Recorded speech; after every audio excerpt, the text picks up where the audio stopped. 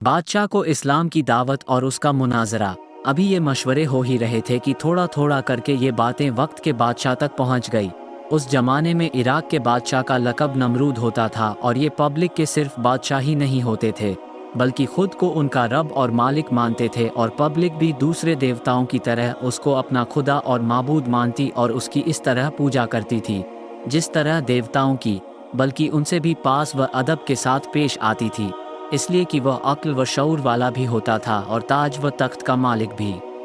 नमरूद को जब यह मालूम हुआ तो आपे से बाहर हो गया और सोचने लगा कि उस आदमी की पैगम्बराना दावत व तबलीग की सरगर्मियाँ अगर इसी तरह जारी रहीं तो यह मेरे मालिक होने, रब होने, बादशाह होने और अल्लाह होने से भी सब पब्लिक को दूर कर देगा, और इस तरह बाप दादा के मजहब के साथ साथ मेरी यह हुकूमत भी गिर जाएगी। इसलिए इस किस्से का शुरू ही में ख़त्म कर देना बेहतर है। ये सोचकर उसने हुक्म दिया कि इब्राहिम को हमारे दरबार में हाजिर करो। इब्राहिम अलैहिस्सलाम से मालूम किया कि तू बाप दादा के दीन की मुखालफत किस लिए करता है और मुझको रब मानने से तुझे क्यों इनकार है। इब्राहिम अलैहिस्सलाम ने कहा कि मैं एक अल्लाह को मानने वाला हूँ, उसके अलावा किसी को उसका शरीक नहीं मानता। सारी कायनात और तमाम आलम उसी की मखलूक हैं और वही इन सब का पैदा करने वाला और मालिक है। तू भी उसी तरह एक इंसान है जिस तरह हम सब इंसान हैं, फिर तू किस तरह रब या खुदा हो सकता है और किस तरह ये गूंगे बहरे लकड़ी के बूत खुदा हो सकते हैं।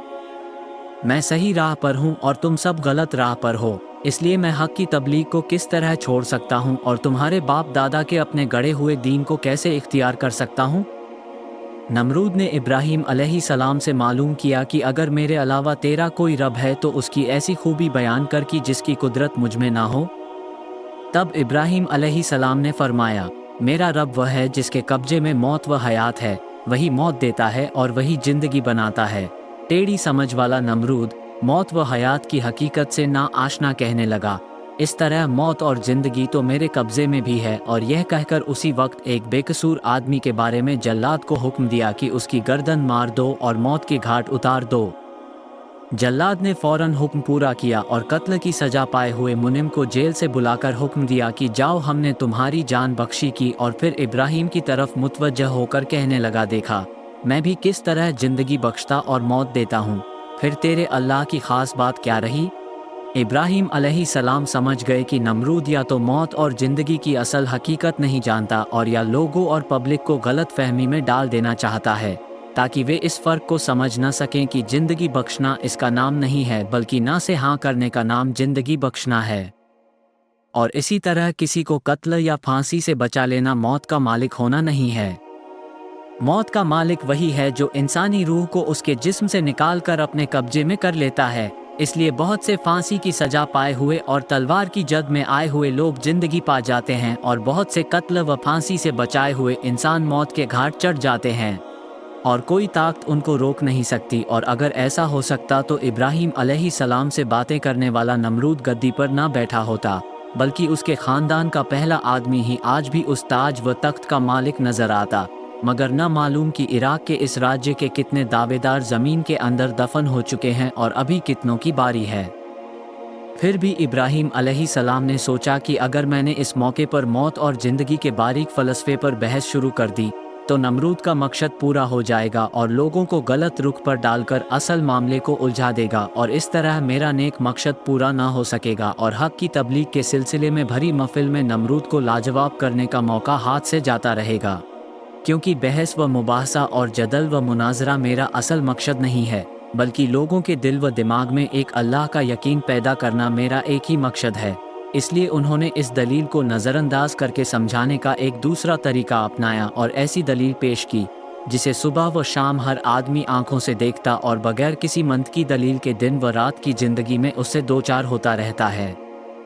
इब्राहिम अलैहिस्सलाम ने फरमाया, मैं उस हस्ती को अल्लाह कहता हूँ जो हर दिन सूरज को पूरब से लाता और मगरिब की तरफ ले जाता है। बस अगर तू भी इसी तरह खुदाई का दावा करता है तो इसके खिलाफ सूरज को मगरिब से निकाल और मशरिक में छिपा। ये सुनकर नमरूद घबरा गया और उससे कोई जवाब न बन पड़ा, और इस तरह इब्राहिम अलैहिस्सलाम की जुबान से नमरूद पर अल्लाह की हुज्जत पूरी हुई। नमरूद इस दलील से घबराया क्यों और उसके पास इसके मुकाबले में गलत समझने की गुंजाइश क्यों न रही। यह इसलिए कि इब्राहीम अलैहिस्सलाम की दलील का हासिल ये था कि मैं एक ऐसी हस्ती को अल्लाह मानता हूँ जिसके बारे में मेरा अकीदा यह है कि यह सारी कायनात और इसका सारा निज़ाम उसी ने बनाया है, और उसने इस पूरे निज़ाम को अपनी हिकमत के कानून में ऐसा कस दिया है कि उसकी कोई चीज़ मुकर्रर जगह से पहले अपनी जगह से हट नहीं सकती है और ना इधर उधर हो सकती है। तुम इस पूरे निज़ाम में से सूरज ही को देखो कि दुनिया उससे कितने फ़ायदे हासिल करती है। साथ ही अल्लाह ने उसके निकलने और डूबने का भी एक निज़ाम मुकर्रर कर दिया है। बस अगर सूरज लाख बार भी चाहे कि वह इस निज़ाम से बाहर हो जाए तो इस पर उसे कुदरत नहीं है, क्योंकि उसकी बागडोर एक अल्लाह की कुदरत के कब्जे में है, और उसको बेशक ये कुदरत है कि जो चाहे कर गुजरे, लेकिन वह करता वही है जो उसकी हिकमत का तकाजा है। इसलिए अब नमरूद के लिए 3 ही शक्लें जवाब देने की हो सकती थीं। या वो ये कहे कि मुझे सूरज पर पूरी कुदरत हासिल है और मैंने भी यह सारा निज़ाम बनाया है, मगर उसने ये जवाब इसलिए नहीं दिया कि वो खुद इसका कायल नहीं था कि यह सारी कायनात उसने बनाई है और सूरज की हरकत उसकी कुदरत के कब्जे में है, बल्कि वो तो खुद को अपनी रियाया का रब और देवता कहलाता था और बस। दूसरी शक्ल ये थी कि वो कहता, मैं इस दुनिया को किसी की पैदा की हुई नहीं मानता और सूरज तो मुस्तकिल खुद देवता है, उसके अख्तियार में खुद बहुत कुछ है। मगर उसने ये भी इसलिए ना कहा कि अगर वह ऐसा कहता तो इब्राहीम अलैहिस्सलाम का वही एतराज़ सामने आ जाता जो उन्होंने सबके सामने सूरज के रब होने के खिलाफ उठाया था, कि अगर वह रब है तो इबादत करने वालों और पुजारियों से ज़्यादा इस माबूद और देवता में तब्दीलियाँ और फना के असरात क्यों मौजूद हैं? रब को फना और तब्दीली से क्या वास्ता, और क्या उसकी कुदरत में यह है कि अगर वह चाहे तो मुकर्रर समय से पहले या बाद निकले या डूब जाए? तीसरी शक्ल ये थी कि इब्राहीम अलैहिस्सलाम के चैलेंज को कबूल कर लेता और मगरिब से निकाल कर दिखा देता, मगर नमरूद चूंकि इन तीनों शक्लों में से किसी शक्ल में जवाब देने की कुदरत न रखता था, इसलिए परेशान और लाजवाब हो जाने के अलावा उसके पास कोई दूसरा रास्ता ही नहीं बचा। गर्ज हजरत इब्राहीम अलैहिस्सलाम ने सबसे पहले अपने वालिद आज से इस्लाम के सिलसिले की बात कही, हक का पैगाम सुनाया और सीधा रास्ता दिखलाया।